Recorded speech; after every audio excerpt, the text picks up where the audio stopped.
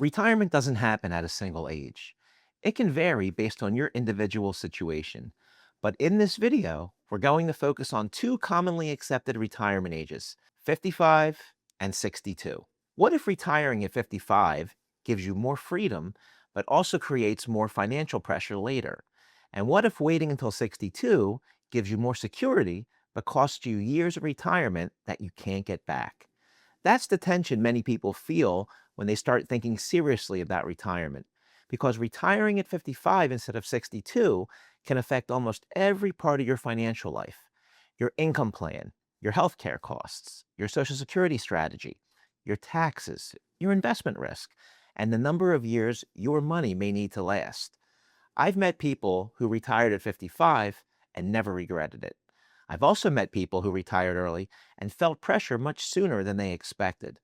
Some people I've met waited until 62 and retired with more confidence. And I've met others who wish they hadn't given up years they could have spent enjoying life. So in this video, I'm going to walk you through the major trade-offs you should review before deciding whether to retire at 55 or 62. And by the end, the goal is for you to have a clearer framework for evaluating your own retirement timeline. But before we get started, if you'd like help reviewing your own retirement strategy, there's a link in the description where you can schedule a free call. On the call, we'll look at your income needs, assets, healthcare situation, Social Security options, and help you understand what options may be available to you and whether your retirement timeline is realistic. Okay, let's start with trade-off number one: the number of years your money has to last. Many people think retiring at 55 instead of 62 is a 7-year decision, but financially, it could be much bigger than that. If you retire at 55, your portfolio may need to support you for 30, 35, or even 40 years. That means you're not just retiring 7 years earlier, you're also giving up 7 years of earned income, potential retirement contributions, employer benefits, and 7 years where your investments may have had more time to potentially grow before withdrawals begin. Now, that doesn't automatically mean retiring at 55 is the wrong decision. For some people, it can work well, but it usually requires more planning and precision. You need to know where your income will come from, how much you can safely withdraw, how market downturns could affect you, and what happens if retirement lasts longer than expected. Retiring at 62 doesn't eliminate those questions, but it may reduce some of the pressure. You're closer to Medicare, Social Security, and your assets may have had more time to compound. On top of that, your retirement may not need to be funded for quite as many years. So the first question isn't just, can I retire? It's, how long does my money need to support me if I do? Trade-off number two, the healthcare gap.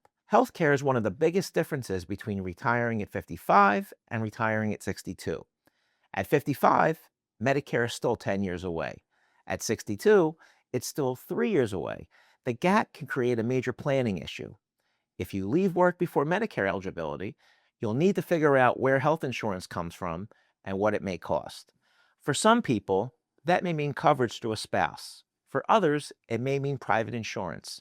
And for some, it may mean using marketplace coverage until Medicare begins. The point is simple. Healthcare shouldn't be treated like a small side expense. It can affect your income needs, your withdrawal strategy, and the amount of cash flow your plan may need to produce before Medicare starts. I've seen people create what looked like a strong retirement income plan, only to realize healthcare costs were much higher than expected. That's why this needs to be reviewed before you retire, not after. Trade-off number three, Social Security timing. Social Security also changes the conversation. You can't claim Social Security at 55, so if you retire at 55, you need another income source to bridge the gap. That can mean potential withdrawals, cash reserves, pension income, rental income, part-time work, or another planned income source. But there needs to be a bridge. At 62, Social Security becomes available, but that doesn't mean you should automatically claim it. It simply means you have more options. This is where many people make a mistake. They assume retirement age and Social Security claiming age have to be the same. They don't. You might retire before claiming benefits. You might keep working and delay benefits. You might claim earlier because it fits the income plan. Or you might delay because a larger benefit creates more long-term security. The right choice depends on your income needs, health, marital status, tax situation, and other assets. So when comparing 55 and 62, don't just ask when you want to stop working, ask how Social Security fits into the income plan. Trade-off number 4, sequence of returns risk. Another major trade-off is market timing. This is where retiring earlier can create more risk. If you retire at 55 and begin withdrawing from your portfolio, a major downturn in the first few years may have a lasting negative impact because you're not just watching your account value decline, you may also be selling investments while they're down to create income. Those shares are no longer there to participate in a recovery. That's called sequence of returns risk, and it can be especially challenging in the early years of retirement. If you retire at 62, the same risk still exists, but you may have fewer years to fund, more income options available, and more time for your assets to build before withdrawals begin. That's why retirement isn't only about reaching a certain number. It's about having a plan for how income will be created during good markets, bad markets, and everything in between. If you're trying to determine whether your current strategy can support an earlier retirement date, there's a link in the description where you can schedule a free call. We can review your income plan, withdrawal strategy, and potential risks before you make a major decision. Now, let's look at trade-off number 5, the tax impact. Taxes can also change depending on when you retire.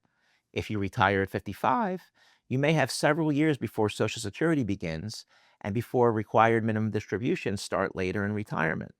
For some people, that may create planning opportunities. There may be years where income is lower, which could open the door to strategic withdrawals or Roth conversion planning, but that depends on the details. The wrong withdrawal sequence can create unnecessary taxes.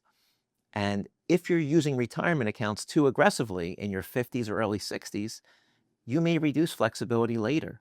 Retiring at 62 can create a different tax picture. You may be closer to Social Security. You may have fewer low-income planning years, and your income sources may begin overlapping sooner. The main point is that retirement timing and tax planning are connected. So before choosing a retirement age, it's worth understanding how your income will be taxed, where withdrawals should come from, and how today's decisions may affect tomorrow's tax situation. Trade-off number 6, employer benefits and pensions. Waiting a few extra years can sometimes create a meaningful difference in benefits. Depending on your employer, working until 62 may increase a pension benefit, extend healthcare coverage, add more retirement contributions, or unlock other benefits tied to years of service. In some cases, those extra years may materially improve the retirement picture.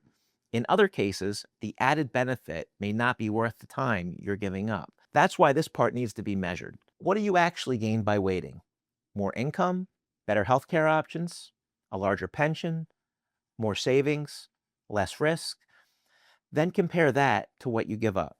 More time, more freedom, more years where you may still be healthy enough to travel, enjoy family, pursue hobbies, or simply live without the demands of work. There's no universal answer, but there should be a clear comparison. Trade-off number 7, lifestyle and purpose. This one doesn't always show up in the spreadsheet, but it can shape the entire retirement experience. A lot of people spend years thinking about the day they can finally stop working. Then retirement arrives, and they realize work was providing more than income. It provided structure, routine, social connection, a reason to get up and move. That doesn't mean you should keep working forever, but before retiring at 55, it's worth asking, what am I actually retiring to? What does a normal Tuesday look like? Who will I spend time with? What will give my days structure? What do I want more of while I'm still healthy enough to enjoy it? Some people know exactly what they want retirement to look like. They're ready to travel, spend more time with family, volunteer, start a business, work part-time on their own terms. Others are mostly retiring away from something, away from stress, away from a demanding job, away from burnout. That can be valid. But if there's no plan for what comes next, retirement can feel less satisfying than expected. This is one of the biggest differences between retiring at 55 and 62. At 55, you may have more healthy years ahead of you, but you may also need a stronger sense of purpose because retirement could last a very long time At 62, the financial picture may be stronger, but you may have traded away years you would have valued more than added security. That's why this decision is both financial and personal. And lastly, there's trade-off number 8, quality of life. This may be the most personal part of the decision. Some people want to retire early because they've seen how quickly life can change. A health issue, a family situation, a spouse who wants more time together, grandchildren growing up, parents needing care, or simply the realization that freedom is worth more than another few years of working. Other people feel better waiting. They want a stronger financial cushion, or more certainty, or they want to reduce the risk of running out of money later. Neither path is automatically better. It's a matter of which path fits your life, because retiring at 55 and being constantly worried about money may not feel like freedom, but waiting until 62 and regretting the years you gave up may not feel like success either. The goal is to retire when your money, your income plan, your health, and your vision for retirement are aligned. So, when might retiring at 55 make sense? It may make sense when you have enough assets, a clear income plan, healthcare coverage, tax planning, and a strong idea of what you want retirement to look like. On the other hand, it may make sense to wait until 62, when those extra years improve your benefits, increase your income, reduce risk, or help you retire with more confidence. Either way, don't base the decision on your account balance alone. Look at the full picture. How will you create income? How will healthcare be covered? When should Social Security begin? What happens during a market downturn? What taxes need to be planned for? And what kind of life are you trying to build? Because the best retirement age isn't always 55, and it isn't always 62. It's the age that fits your financial reality and your personal goals. So, if you're debating whether retiring at 55 or 62 makes sense for you, click the link in the description and schedule a free call. Together, we'll review your retirement timeline, income needs, assets, Social Security options, healthcare concerns, and help you understand what options may be available. That way, you're not guessing your way into one of the biggest financial decisions of your life. You're making the decision with a clearer plan, a clearer picture of the trade-offs, and a better understanding of what retirement could actually look like. Thanks for watching, and I'll see you in the next video.